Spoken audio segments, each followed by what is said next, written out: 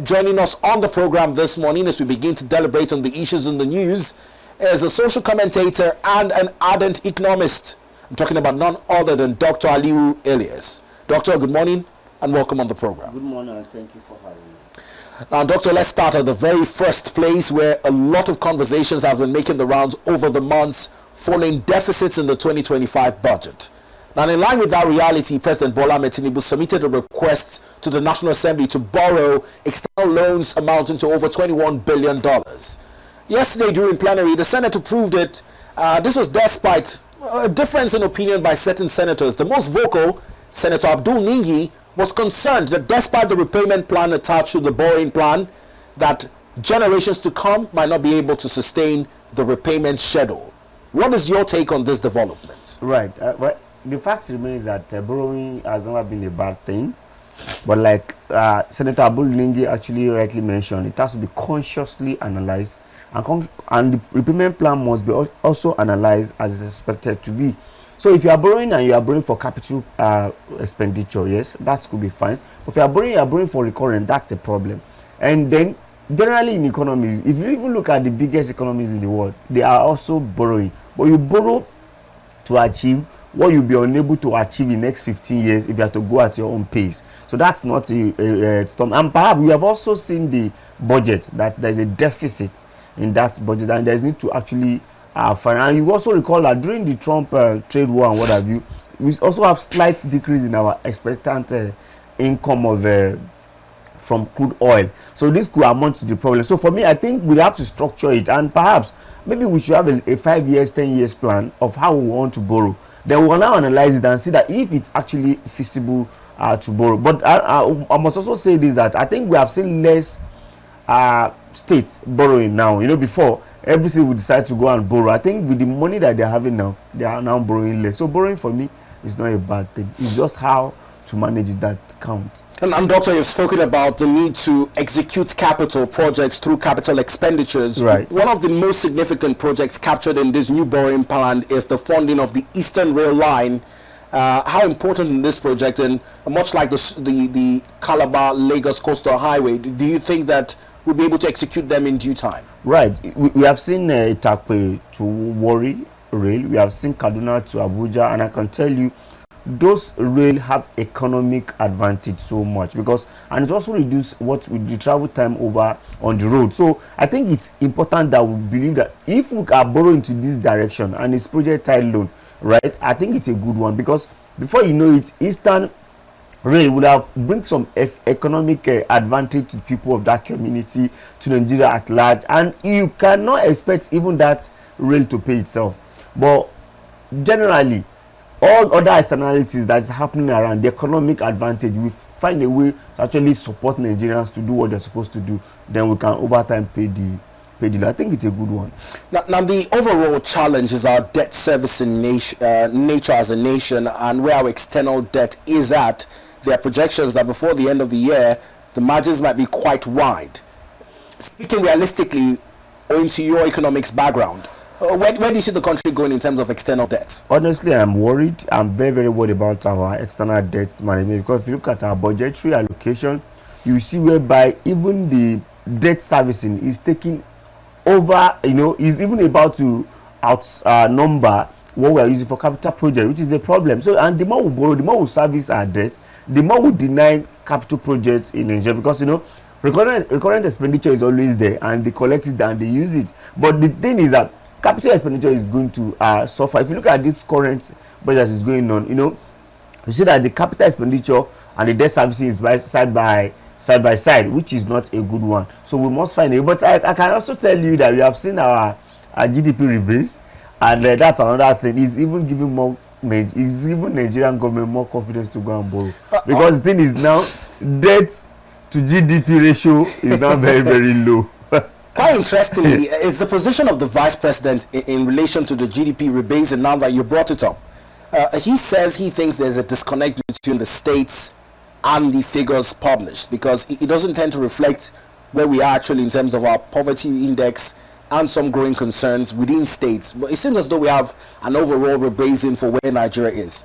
Right. When we talk about rebase, rebase is just to go back to a new base year. so that you will not be using 2010 for GDP, but now we are now using 2019. So the fact just remains that when you rebase, it only give you your own status in terms of the global ranking in Africa, and also shows your level of output, of goods and services in your own country. So it doesn't have anything to even do with poverty, because that you rebase and you seem to be your foot is maybe standing better, does not mean that your people have more purchasing power. It's a two different. Though GDP rebasing in the long run can attract more foreign direct investment that will also bring solace to people around, but it does not have any correlation at now. Now, do you think there's an information gap between the MBS and states? Because that's the angle he was also coming from. He expressed worry over the supposed information gap between MBS and states. Well, I must tell you, I've been witnessing different MBS. For me, I'm not a fan of this MBS now, because that's quite surprising coming from an economist like yourself. Yes, sometimes their methodology seems to be, we don't understand the methodology, where they actually bring it from. We have different methodology, right? But you have to choose the one that actually suits Nigeria, not the one that suits government. So we have to be careful in while analyzing. You have seen the MBS methodology on unemployment. The unemployment is 4%. If Nigerian work 1 hour in a week, you are employed. Those methodology. And before, we used 20 hours, like working 20 hours in a week. That simply means you are employed. But now they say it's 1 hour. If you also look at the GDP rebasing, a lot of things, they are bringing a lot of sectors into the comfort. It's not bad, but how open are those things are? So we must be careful. For me, we have had Yemekale, even during Muhammadu Buhari, most of the output of NBS always, is always like is against the government, and Buhari will hold it. But now everything seems to be, being a cosmetic manner, whereby the economy seems to be working, while we know that things are not actually working when you come to people that are actually supposed to benefit from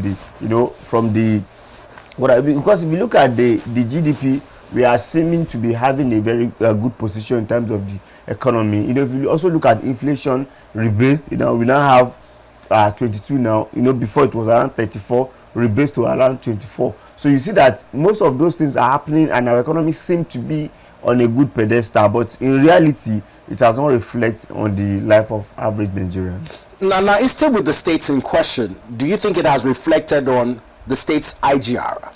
Well, the fact is that there is a gap between state and federal government, I must tell you, especially when it comes to NBS. But NBS always go to the state to find their own data, because they don't have any place to go now. They cannot stay in Abuja. They have to go through so we are assuming that if they can be in collaboration with maybe some state statistics organization, so that they can actually capture that. But anything that has to do with government, we need to corroborate it sometime, seeing the private sector perspective about it. So for me, even most states may not even declare the truth of what is actually happening, which is quite common. Because states also want to position themselves where they will have the balance and they will seem performing better. Now, more opinions on this, particularly from the ADC, is that the current rebasing is more of a cosmetic approach. How true is this? Well, the fact is that rebasing is not bad. Let's not misconstrue it. Rebasing is not bad, but thinking that when you rebase, it positions you better, in terms of people's well-being, is not correct. It might happen in long run, especially like I said, for GDP. Because GDP, when you rebase now, because we rebase, we are now in better ranking. Because it will help our decision making. It will also position us better in the face of people that want to invest in Nigeria, foreign direct investors. They will now be seeing that, okay, Nigeria have this level of inflation, 22%. Nigeria GDP have, this is what they're actually bringing out. They will now sum that together to start to come and invest. So in the long run, it might help us. But in terms of Nigerians and the average Nigerians, it has not increased our purchasing power.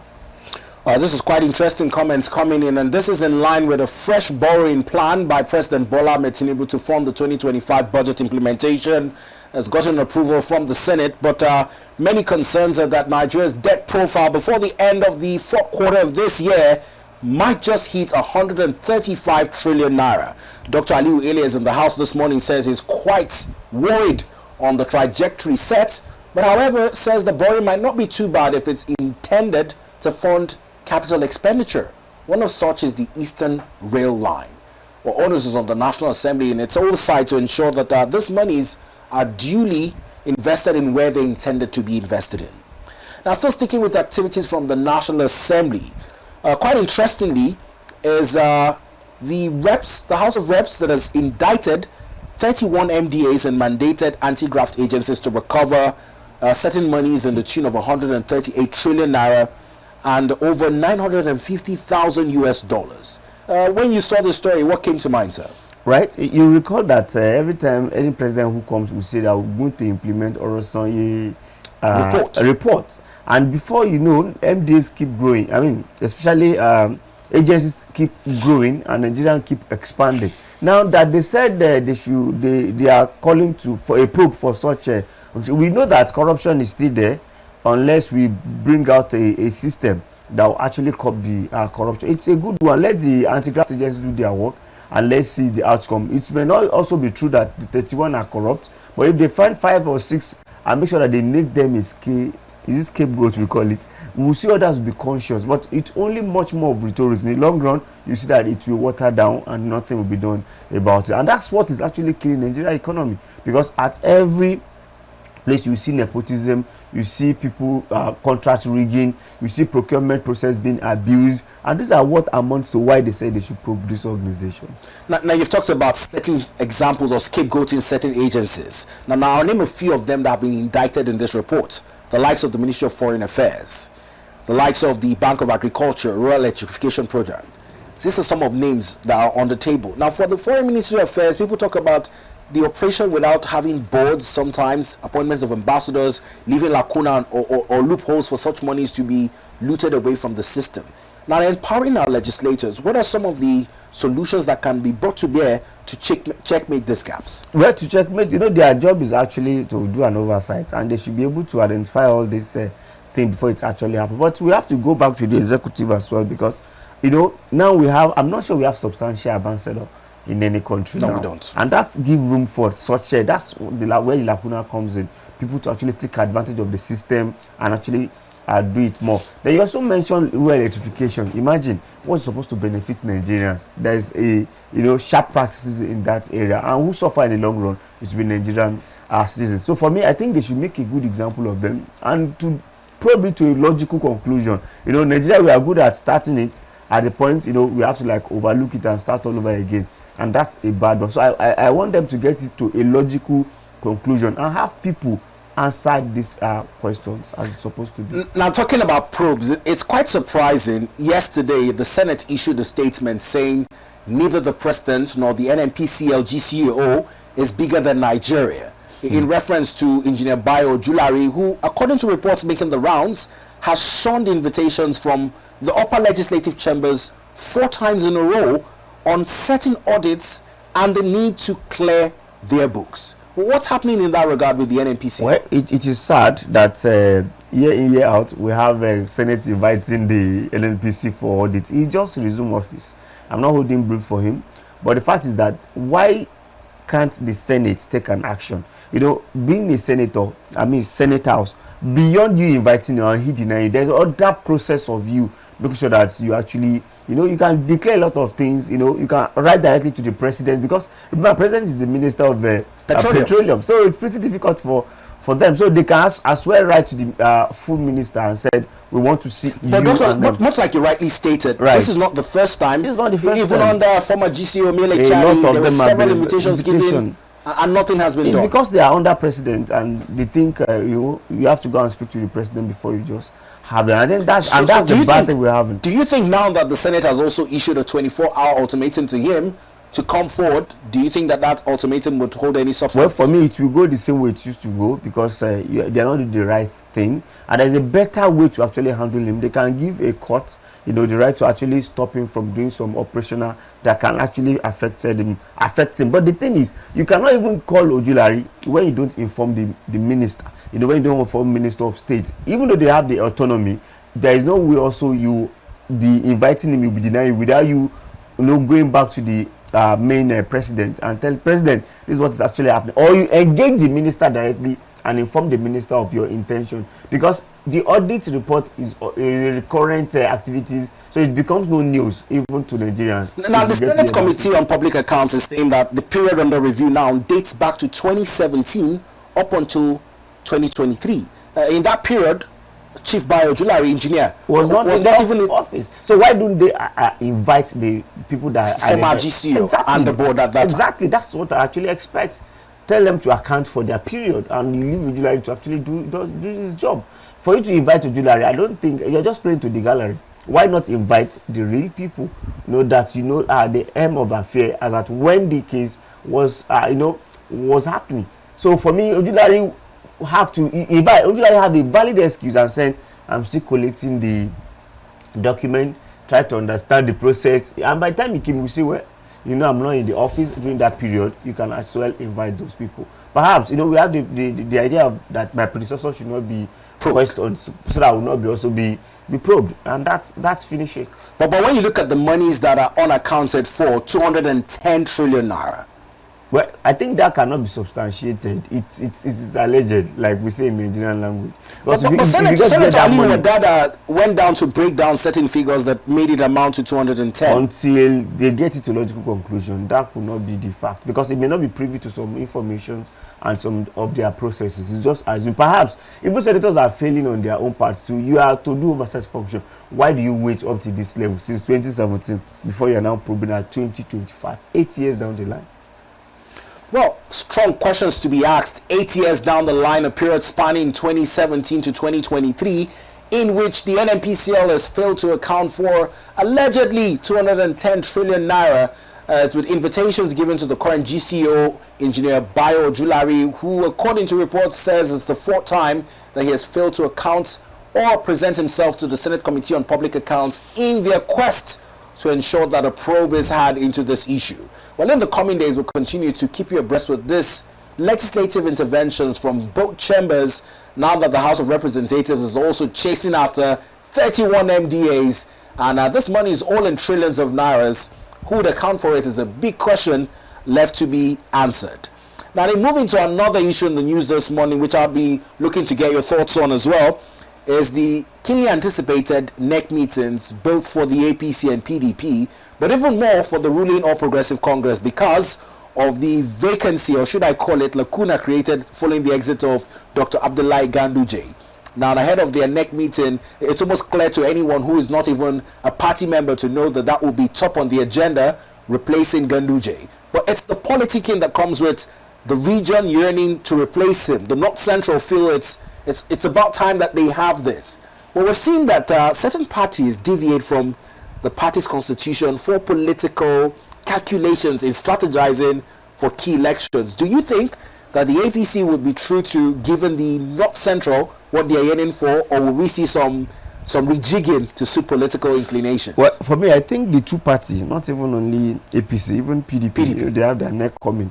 Two of them have the opportunity to right the wrong, because two of them are actually, in terms of leadership of their political party, they are getting it actually wrong. So this time I think they need to correct, especially when you come to APC, because APC must have good leadership for them to actually achieve most of their aim. And in having leadership, you need to have somebody who is articulate from the right region, and that will also take the leadership mantle and lead them to winning. Well, credits to Ganduje to an extent. During his time, we've seen a lot of people coming into APC. But even he was a wrong candidate simply because he's actually replacing Adamu Abdullahi, who is from North. So suddenly we should have somebody from North Central to actually replace Adamu Abdullahi. But be that as it may now, I think this is another opportunity, because the person in charge of APC now is from the North East, which I think it's not appropriate. So by and large, I think the middle belts are waiting. Their hands are open. We have option of people from Niger, some of people leadership from Kogi, and also Nasarawa, which is much more closer, because you recall that they are from Adamu Abdullahi was from Nasarawa before. And mentioning people that have the opportunity, we've seen even Akume, we've seen Dariye, we've seen Al-Makura, Yaya Bello, and this man from Mina, they call it for something, is from Niger, is a senator now. But for me, I think it's closer to Al-Makura the more. And you recall even during the Buhari era, the choice of the party is like tilting towards Al-Makura. But because of personal relationship of Muhammadu Buhari and Abdullahi, it tilts towards Abdullahi Adamu. So I think it's opportunity for Almakura to come. Well, the position is not also closed for Yaya Bello. He's also a bona fide member despite of the corruption charges. There was corruption on Ganduje, Ganduje, and they still made him the chairman, and he still do the government, and he still take the leadership, man. So it's not bad for him, and he has also paid his price, as a former governor who has also contributed a lot to the. And now he has a new party. appointment with the Board of Federal Airport Authorities of Nigeria. That is Ganduje. Yes. I'm not talking about Yaya Bello now. Yaya Bello can also fit in, and they also need somebody who is much more energetic, as it were. So I'm not canvassing for him anyway. Now, many people think that this next meeting would be a make or break situation. Should the APC get that position of national chairman? It comes so easy because remember, President Bola Ahmed Tinubu is a good calculator when it comes to politics. He's a political juggernaut. I find it difficult to see somebody that can even match him in that political party. So he will know who to settle with. But for us as a commentator, I think Almakura still stand out for them. He's articulate, he's well organized, he's not that young.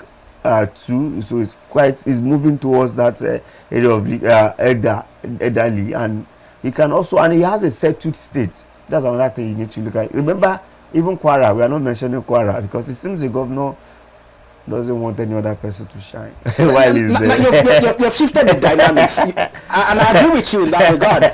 Because when you look at even the NWC of the APC, it's the position of these governors and the NWC that produces the caucus that would now take these key decisions. But once his state is largely peaceful, and you're talking about Kwara now, where it looks as though he's the biggest man on block, and the others are not really saying much. Do you think that when it comes to the NWC of the APC, that consensus might find it difficult to be reached from that perspective? Right. Remember, he's also the chairman of APC. Is it Governor Forum? Yes, I think Governor Forum of Nigeria, right? Not even APC. So, that could be another reason why they may not want to produce the APC chairman, because you have to balance the power to an extent. That could be the reason. But for his state, if the state is stable and is good in handling the state, so be it for the state. But he's also in his second term, so there isn't for him to also build another consensus on who succeed him, and that's where we'll see what happens next. Now let's leave the APC. Let's come to the PDP. The PDP has quite a similar hurdle ahead of them. It's been even made even more, should I call it, interesting following the exit of the former VP Alhaji Atiku Abubakar. Over time, it almost seems as though the flag bearer position was his birthright. Now with his exit, who do you see? Governor Seyi Makinde, who? Wait. His gap now is creating another vacuum. Yes. And somebody must actually take over. I think Seyi Makinde have the chance of taking the, how do I call it, the party lead. He's a governor, and he's second-term governor. He has also have the money to actually also spend to the party. But the problem is that until you remove Wike factor, that's when a PDP will have this stability. Recall that even up to now, PDP have a lot of structure. When you go to any world, you find people who are PDP members. If they don't take the advantage, they are going to take the back seats, because the way ADC is also coming up, if they find it easy to have one presidential candidate and they eventually choose from the south, it will relegate PDP to a large extent. Now, where does the problem of PDP also come from? It's come from leadership.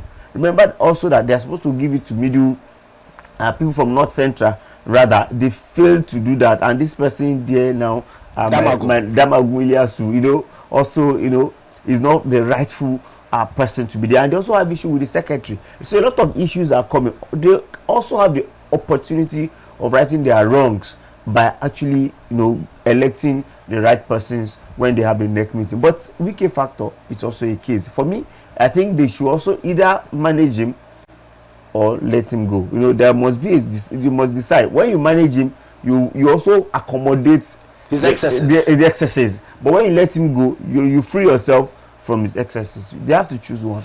Now, two of these neck meetings are quite key because they precede the national convention. Correct. Coming into the end of the year. Exactly. So that's why they have to be conscious of what they are doing. And that's why I like the mention that ADC is bringing.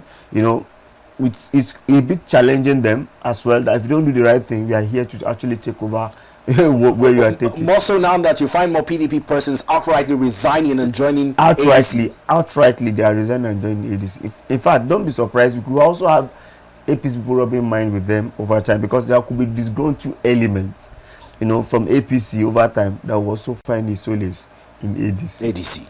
Well, quite interesting projections from Dr. Aliyu Ilias. This also moves our focus away from the politics to the Electricity Act fallout. Now, President Bola Ahmed Tinubu had signed the Electricity Act into law in 2023, empowering states to generate and distribute their own electricities.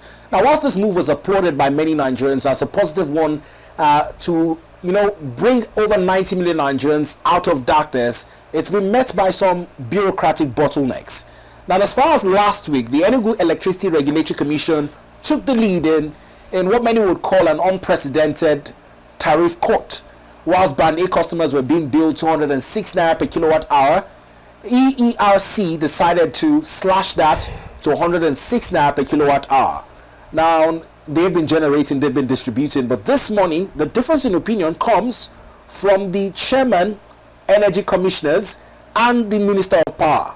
The Minister of Power is of the opinion that states who choose to slash electricities should forget about electricity subsidies, whilst the chairman is saying that the current tariff is not cost reflective. Talk to us about your notions on this. I think there's a gap here that we must be careful about. In as much as I enjoy the leadership of Governor Mba of Enugu, he's doing so well, as if he's not from this this climate. The way he's doing his things, he's bringing out a giant stride. However, the challenge is that gap, who bear the cost?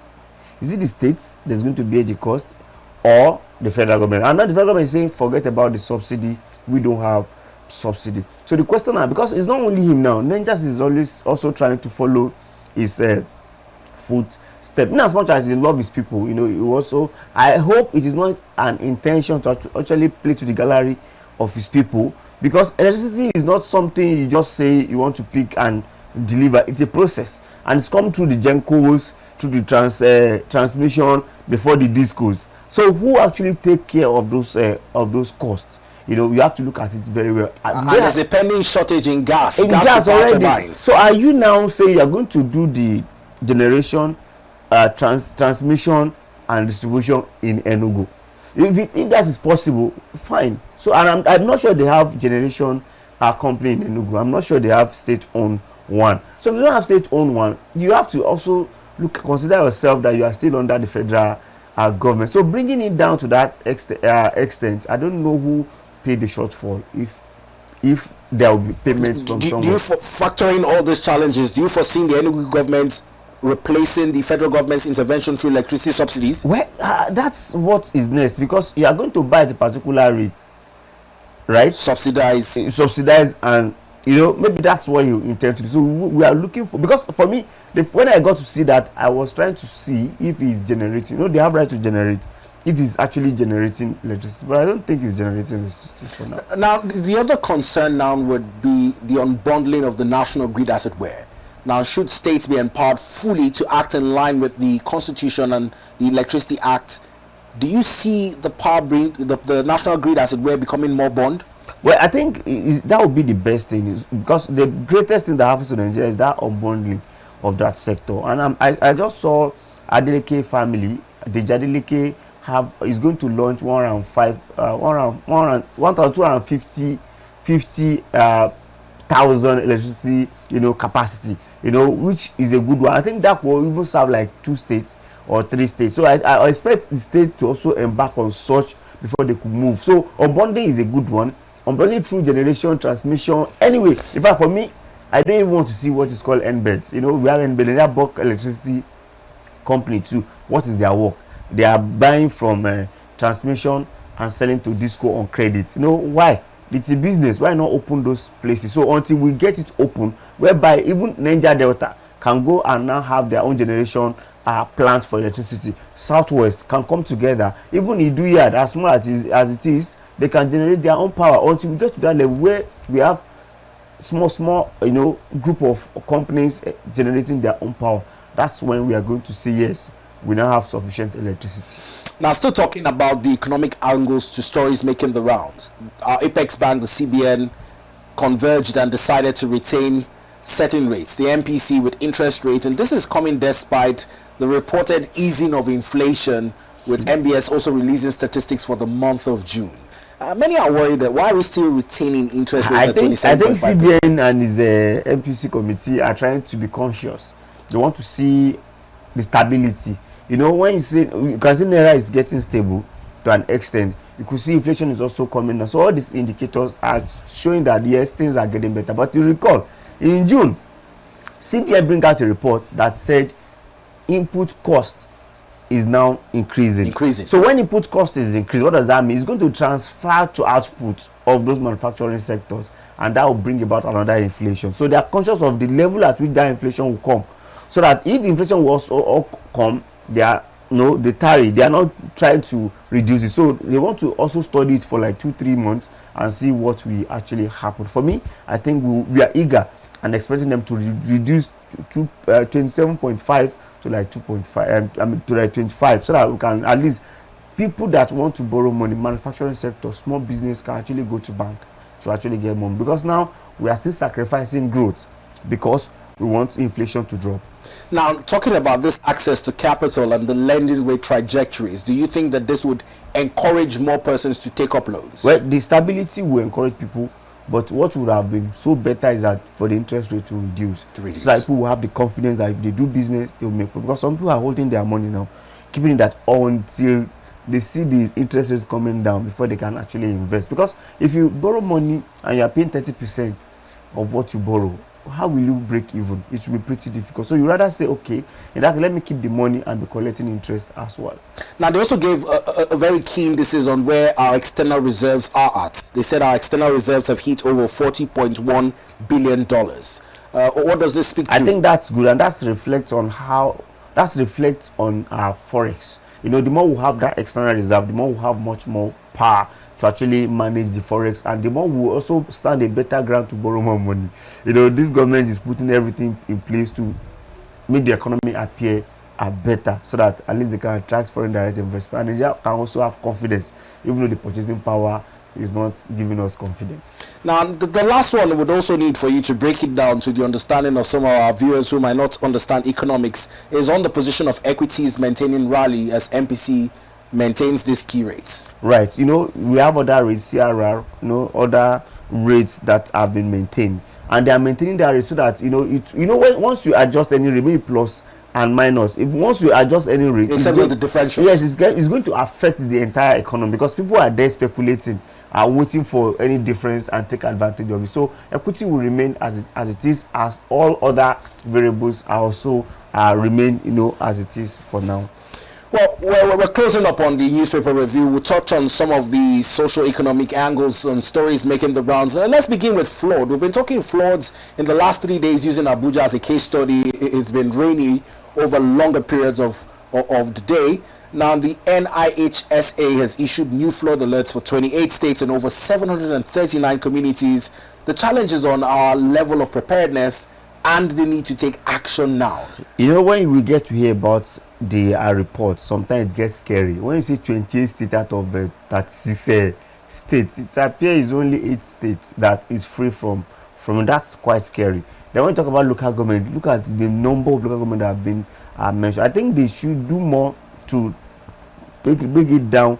The more, then we must do more in terms of our dam, because the more you have dam, the more the reduction, in the flash flood level. So I think we should do more. I think we have like 12 dam also. I'm not sure of the number now, but we need to create more dam so that to absorb this water, especially in Abuja. We need to create more dam, that can absorb those water, so that by the time the water is coming up, it's going to that dam, and that would have reduced the impact of flood. Sometimes we see flood as for this, right? Correct. The ecological flood, but we don't get to hear much about the use of the ecological flood. That's what actually happened in Maiduguri. Remember, the Maiduguri flood, there have been budgetary allocation for them to fix it, but they failed to fix it, and that's why government must also be on them to make sure that they actually are fixing those dam, and also utilizing the fund and mark for this thing as appropriate as possible. But for me, they should open more dam. Maybe one dam in each state now. That would have absorbed more water. Well, in closing, our last focus is on education. 2 stories making the rounds in the newspaper this morning that will make for fine conversations. The first of them is the plan by the federal government targeting a transition for two key examinations, one NECO and the other WAEC, to now be taken as computer-based tests. Right, it's quite it's a good one, but we need to do the needful. How many states? How good? Ambitious, over ambitious? Over ambitious, because we need to look how many states or how many school that is federal government owned school uses system to write their own internal exam. Right, because before you would say go and write external exam through CBT, you must have been able to learn, internally. So how many schools write their exam with what?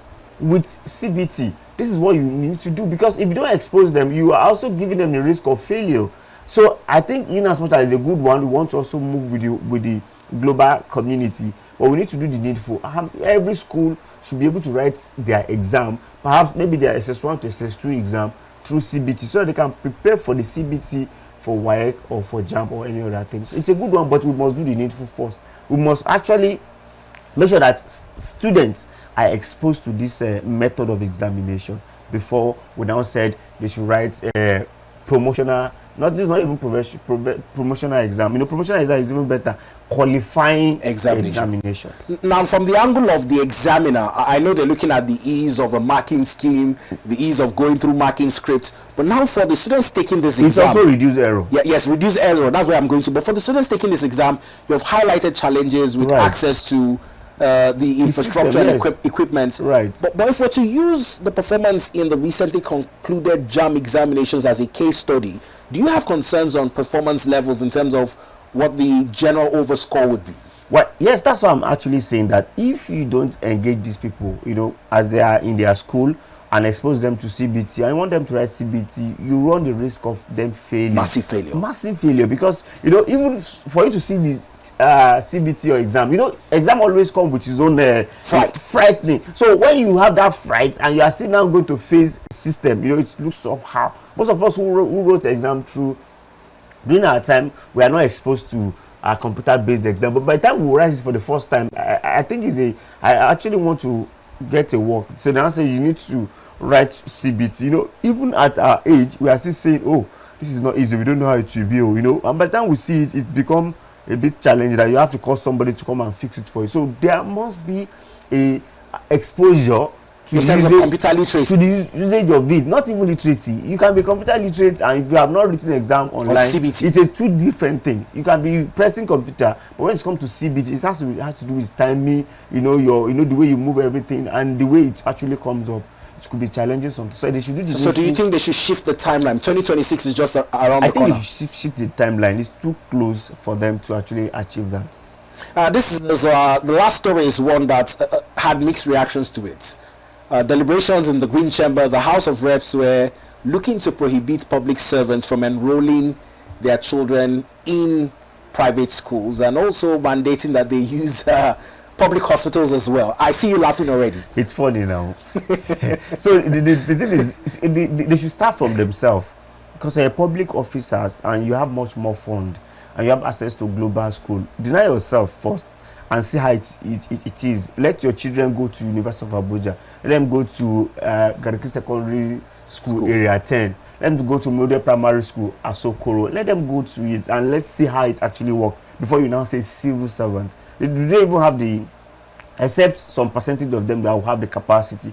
Let it start from the public officers. Just like what we say about President Muhammadu Buhari. He built a very beautiful ASO clinic, and they could not actually use it as expected. They also seek for it abroad. So let's start from those leadership first before you can now move it to public servants. Public servant. Well, quite interesting takes on the program this morning. I appreciate you for taking your time to speak to us on this issue. Thank you for having me.